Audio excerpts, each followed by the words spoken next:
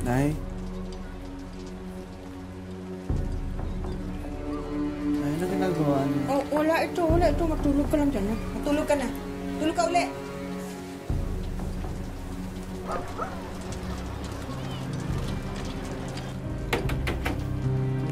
Bilis.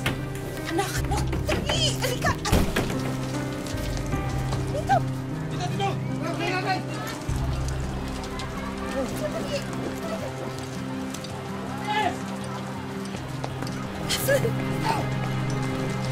Tigil!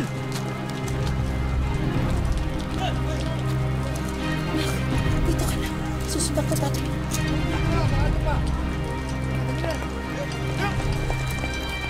Dito ko lang.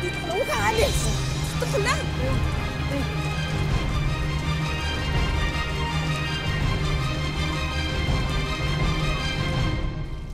Hindi raw mapipili ng anak ang kapalarang iginuhit ng kanyang mga magulang. Ngunit si Raymond, mahirap mang maalis ang mansya sa kanyang pagkatao. Nais niya pa ring mabago ang kinabukasan niya. Magandang hapon po mga kapuso, ito po ang Wish Ko Lang. Simula ng malulong sa bisyo ang kanilang magulang, para na ring naulila sina Raymond. Kasunod kasi ng pagkakadakip sa kanyang ama, naglaho na parang bula ang ina ni Raymond at basta na lang sila iniwan nito. Ngunit sa paglipas ng panahon, dala-dala pa rin niya ang pag-asang mabubuo muli sila bilang pamilya. Raymond, anak, halika. Kain. Halika na.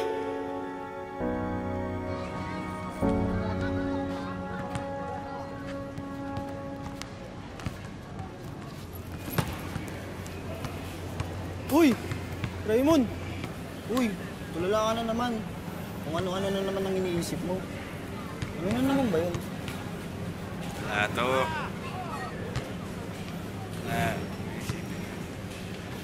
Sige, tara, laro na tayo. Sali na ako. Anong game? Kanina pa kami naglalaro eh. Ganun ba? Oh, teka. Ate mo yun ah. Kung ano. Teka, saglit lang ha. Ate! Ate! Ano laman yan? Saan ka pupunta? Anong laman yan? Teka, tsaka ba't mo kasama to? Di ba adik to? Umuwi ka na? Sige na. Ay, tara na, umuwi na tayo. Huwag ka na sumama dyan. Tara na. Huwag mo nga akong utusan. Bakit tatay ba kita? Para sa atin itong ginagawa ko. Para sa inyo. Para sa atin. Para pag umuwi si nanay tsaka si tatay tapos wala ka doon, hanapin ka nun sa akin, no? Nasasabihin ko sa kanila. Sabihin mo sa kanila mang wala silang kwenta mga magulang. Umaasa pa rin ba na babalikan nila tayo? Si tatay mabubulok na yun sa kulungan. At si nanay, ewan ko lang kung babalikan pa tayo nun. Sabi naman niya, babalik siya eh. Naniwala ka naman. Uy, tara na. Baka matitikan pa tayo dito. Sige na, umuwi ka na. Nang hapong din yun, hindi na rin bumalik ang kanyang ate. Kaya si Raymond na nga ang tumayong magulang sa nakababata niyang kapatid. Oh. Bakit? Ha? Bakit? Kuya, nagugutom na ako. Nasaan na ba sila? Naisipin yun. Hayaan mo, bukas na bukas, maghanap ako ng mautangan para may makain tayo, ha? Kuya, hindi na ba babalik sila nanay at tatay? Tulog na naman muna. Huwag mo na isipin yung mga ganyan, ha? Ako bahala, ha? Sige, tulog ka na. Upang matustusan ang mga pangangailangan nilang magkapatid, namasukan bilang car wash boy si Raymond. Tama yung ginagawa mong yan. Tuloy mo lang yan. Kailangan mo eh. Kumusta bang tatay mo? Nakalaya na ba?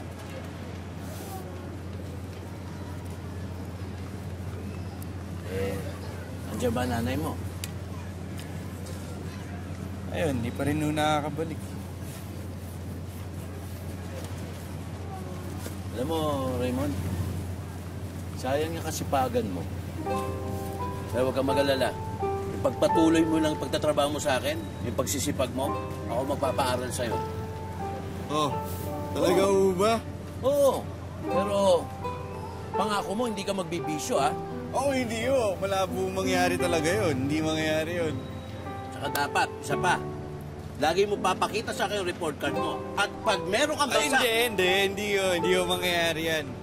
Sinasabi ko sa inyo, hindi ako babagsak. Papakita ko sa inyo lagi. Yan, ganyan ako na nag-aaral ako eh. Lagi akong first place eh. Hoy! Huy!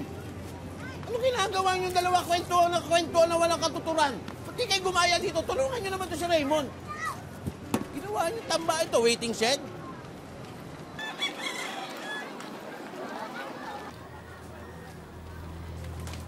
Nay?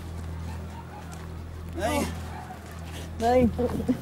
Uy, bitawan mo nga ako. Init-init. Ano ka ba? Asan ba ang ate mo? Hindi ko po alam. Eh, ikaw, saan ka ba galing? Ba't ngayon ka lang? Kanina pa ako rito. Baka kung ano-ano nang ginagawa ninyo na wala lang ako rito.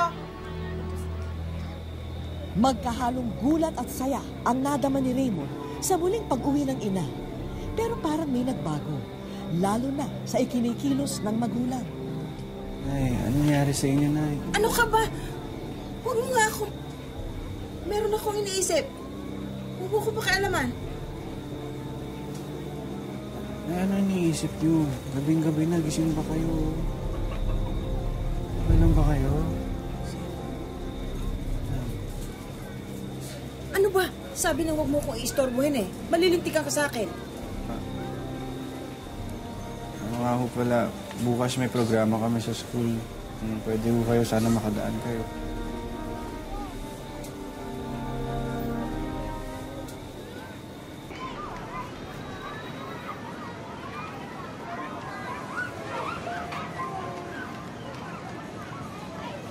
Nay!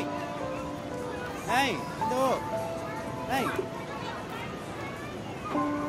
Isisimula na yung seremonya sa kuha. Teka nga, sandali. Nakikita mo ba yung batang yun? Yung manika ko, ninakaw niya eh. Akin yun eh. Akin to. Hoy! Akin to. Nay, sandali lang ho. Akin yun eh. Ninakaw niya. Akin yan eh. Akin niya. Ano nangyayari dito? Akin niya. Ninakaw. Pasensya na ho kayo.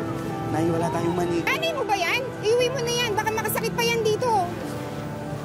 Akin na yan!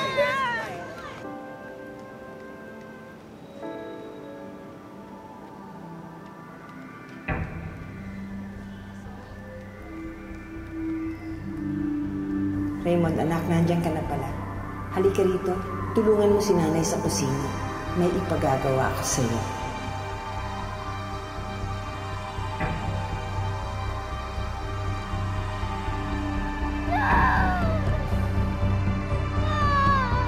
Tumigil ka! Tumigil ka, sabi! Mapupuruhan ka sa akin lalo! Tigil ka! Gusto mo? Tawan mo ako! Tigil! Tigil! Nay! Nay, ano yan? Anong ginagawa mo? Akin na yan! Tigil! Saka ba? Gusto mo ako makulong, ano? Gusto mo? Pati ikaw, pupuruhan kita! Nay, tandaan! Akin na yan! Tumigil ka! Nay, bitawan Huwag niya! kang maingay! Sasaksakin ko to eh! Nay, Tigil! Saka pa! Gusto mo talaga pati ako makulong, ano? Nay, bitawan niyo na yan! Anong ginagawa niyo? Anak niyo yan, oh! Nay! Nay! Nay! Takbo doon! Nay, anong ginagawa niyo? Nay, anak niyo ako! Anong ginagawa niyo? Anong nangyari sa inyo? Bitawan mo! Nay, upo ka. Nay, ako to si Raymond, anak niyo. Anong nangyari sa inyo? Nay!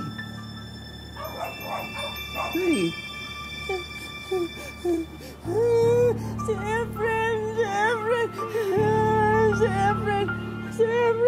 Kinuha nila si Efren! Mga walang yan sila! Nang dahil sa matinding depresyon at epekto ng matagal na paggamit ng ipinagbabawal na gamot, unti-unti na ngang nawala sa katinuan si Nanay Lolita.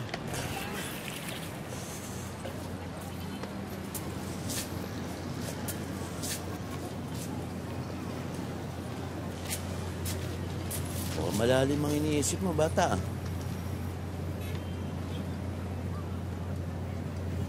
Nanay, kasi mukhang lumalala yung sitwasyon. Alam mo, Raymond, huwag mo mamasamain yung sasabihin ko, ah. Alam mo, kasalanan din naman nilang lahat yan, eh. Napagkalulong sila sa masamang bisyo. Pero, nangyari na nangyari, hindi na natin may babalik yan. May iba ako. Eh, yung ate mo, bumalik na ba? Oo, yun. Wala nagpaparamdam. Alam mo, Raymond, minsan nga naman ang buhay, eh. Nakaka-jackpot ka, pero puro kamalasan. Pero nakikita ko sa'yo,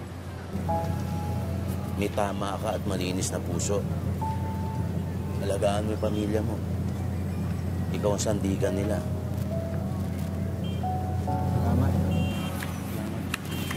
Kuya Alan, Raymond, may natukhang daw doon, babae. Taga rito daw.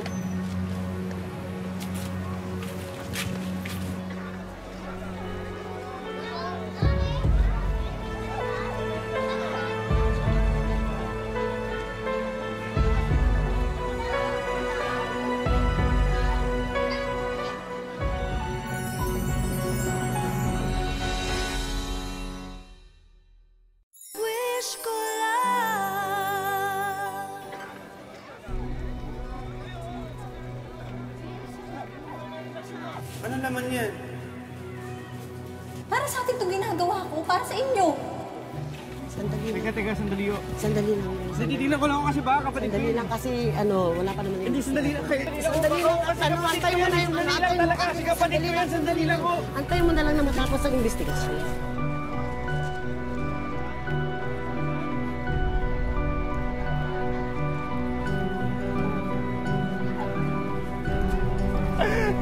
Raymond! Hindi yan ang ate mo. Alam ko kung nasaan ang ate mo.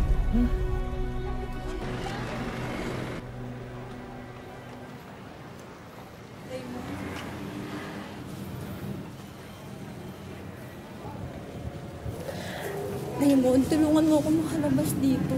Set up lang ako. Oo, eh. Anong gagawin ko? Magpiyansa ka. Ate, wala akong pera. Anong gagawin ko? Maghanap ka, mangungutang ka. Hindi ko alam. Ate naman, alam mo na nga na walang gastusin sa bahay. Wala na nga kami pangkain eh. Tapos si nanay pa yung sitwasyon niya ganun. Lintik naman, no? Bakit yung pa iniintindi mo?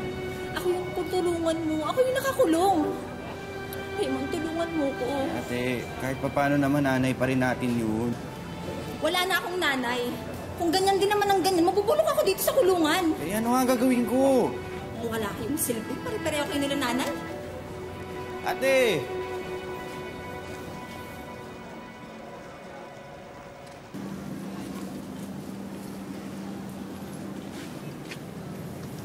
Narinig ko yung problema doon sa ate mo. Alam mo eh, gusto ko man tumulong, kaya lang masyadong malaki yung halaga na hinihingi. Okay lang ho yun. Hindi ko lang talaga matiis na pati si ate nasa kulungan. Lahat na lang. Alam mo, Kuya Alan, kasabay-sabay na lahat eh. Parang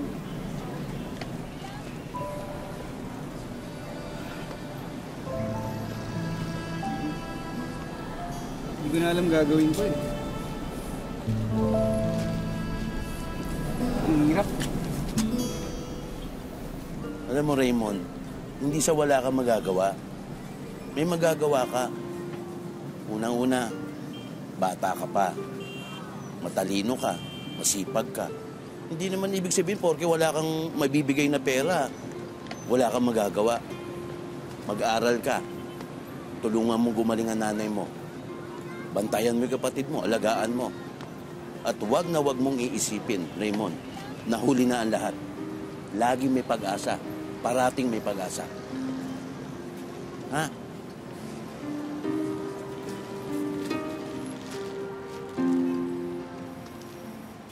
Ayo. Kape nyo. Bakit mo ba ako inaalaga? Kasi nanay ko kayo. Niloloko mo ako eh. Wala naman akong mga anak. Naisipin niya na, sige na ho, inumin niya na ho yung kape niyo. Baka lumamig pa yan.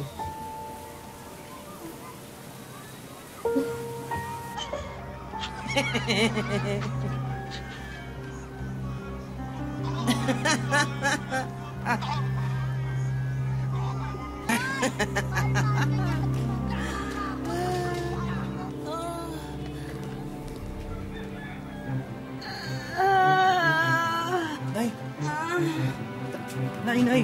Nay, okay ka lang? Nay, ano nararamdaman mo? Nay, saan? Nay!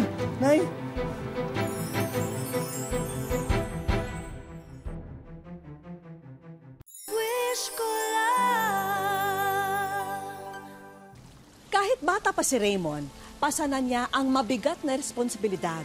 Nariyan ang alaga ng ina na may sakit at magsilbing breadwinner sa kanyang pamilya. Maaga siyang minulat sa realidad ng kahirapan sa buhay. Nang dahil sa mild stroke, mas lalong kailangan tutukan ang pag-aalaga kay Nanay Lolita. Maliban sa hirap na dinaranas ni Raymond, mas masakit daw tanggapin para sa kanya ang sinapit ng ina. At kahit nagkapalit man sila ng obligasyon na ang anak na ang nag-aalaga, titiisin na niya ang ganitong sitwasyon basta magkakasama sila. Hindi takot ha? Pabahala ka lang tayo ha? Ha? Nanay? Halikuan ko po kayo ha?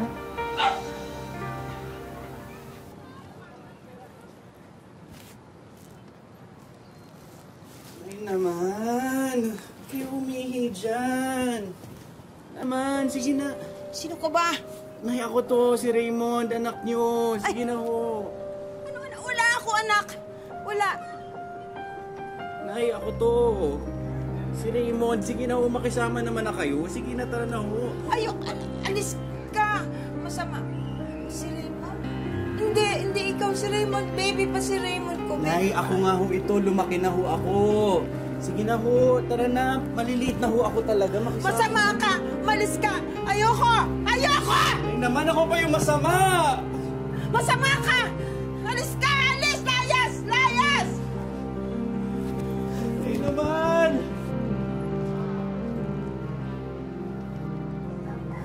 Ano ba? Ano ba ginagawa ko sa inyo? Ba't kayo ganyan sa akin? Iniisip ko lang naman kayo eh.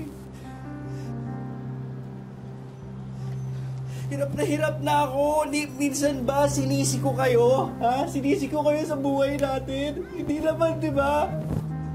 Ba't niyo ako pinapahirapan ng ganito? Hindi ko na kaya.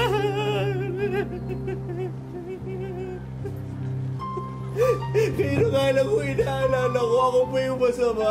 Nakakapagod din, Nay. Tsaka sakit-sakit.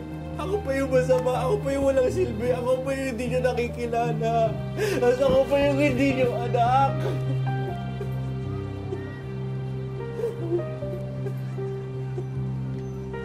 Hindi na naman kayo nasaktan sa ginawa ni tatay. Kami rin naman ni ate, kami rin naman ni Diego. Ang hirap-hirap, Nay.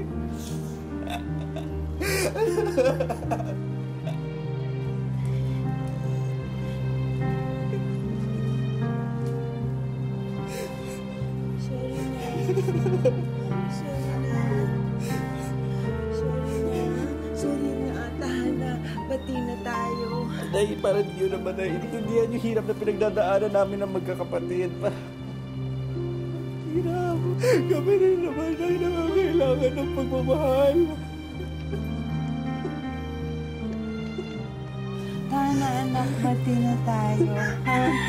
Bati na tayo. Bati na tayo, baby ko.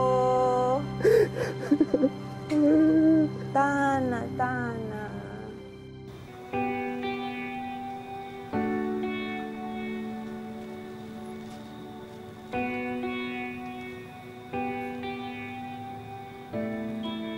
Mas lalo pang nagpursige si Raymond sa pag-aalaga sa kanyang ina, kahit na madalas hindi na siya nakikilala nito.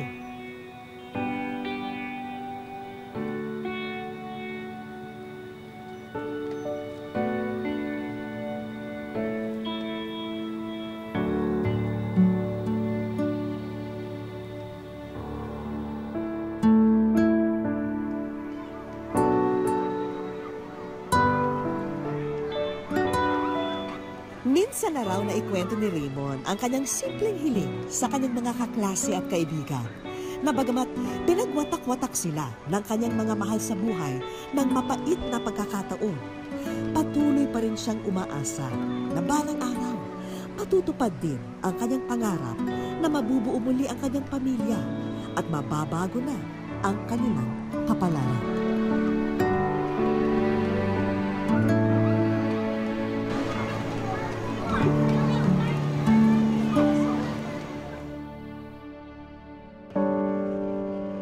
Porsigido si Raymond na makapagtungtong ng kolehiyo at makakuha ng diploma.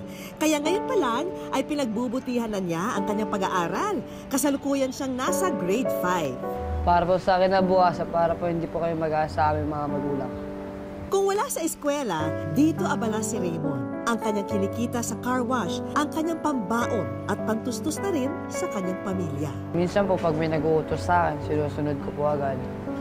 Tsaka po yung mga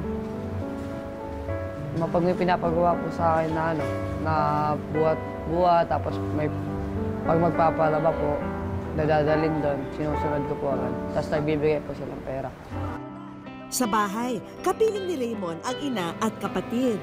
Mas maayos naman ang kalagayan ng ina ngayon dahil sa nakakainom na siya ng gamot kahit papano. Nung nakakamiss po, wala pong nakapagtanggol sa bahay. So, wala pa yung magsisika para sa amin. Sa murang edad, pinipilit na maging matatag ni Raymond para sa kanyang ina at kapatid. Lalo pat siya na ang tumatayong padre de pamilya sa kanila mula nang makulong ang ama. Sana ko kay Kalanya sa kulungan. Pis na po kita, mahal na mahal po kita. Sana po paglabas mo ito, magbago ka na pa. Awat muna, Raymond, sa mga pinagkakaabalahan mo at isama mo muna ang iyong pamilya rito. Wish ko lang.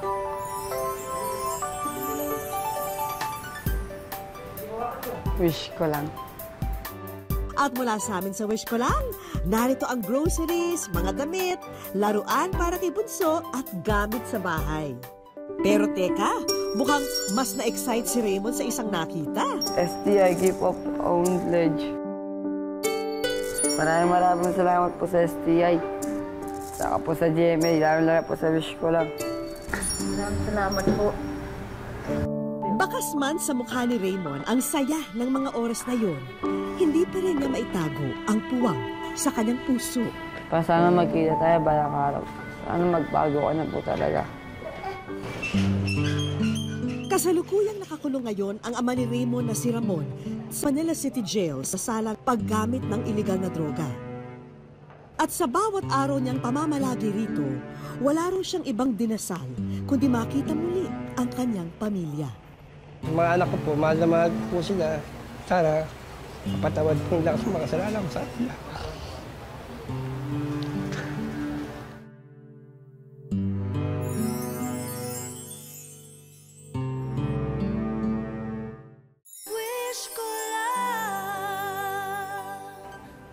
At sa bawat araw niyang pamamalagi rito, wala rin siyang ibang dinasal kundi makita muli ang kanyang pamilya.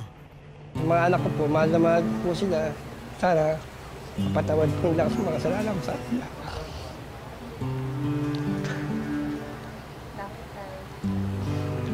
Kasi po, pabayaan ko rin po sila eh. Dahil sa pagkakakulong ko po rito eh. Lalo po yung anak ko nag-aaral si Raymond. Siya na po mag-isang nag-aaral para sa sarili. Sa puntong ito, isang sulat ang iniabot namin kay Ramon. Malapit ako eh. Malapit? Sulat ito ni Raymond para sa kanyang ama na binasa niya noon sa kanyang eskwelahan. Sana dumating yung araw na magkasama tayong buong pamilya. Nak, maraming salamat sa sulat mo. Kahit pa ako. Mapagamong ka loob. Ang hindi alam ng ama, meron siyang mga bisita.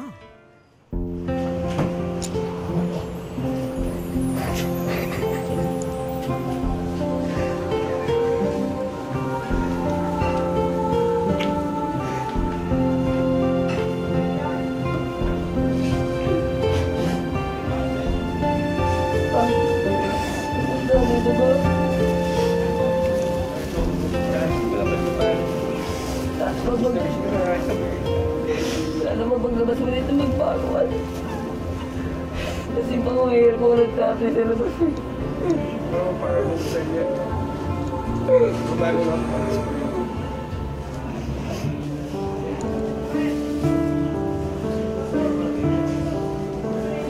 Napakakit po niya ako magpuno ko. Mapakabig na rin. Nakalabas ko ako dito.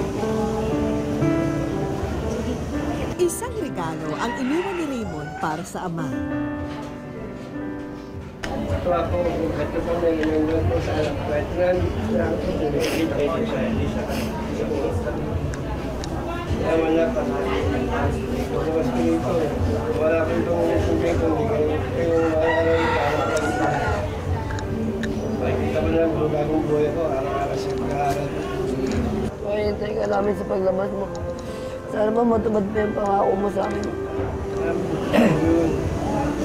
Pangako ko sa iyo.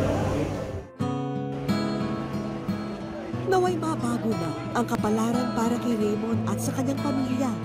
Lalo pat siya na ang nagtitimon ng kanilang kinabukasan tungo sa inaasam na pag-asa.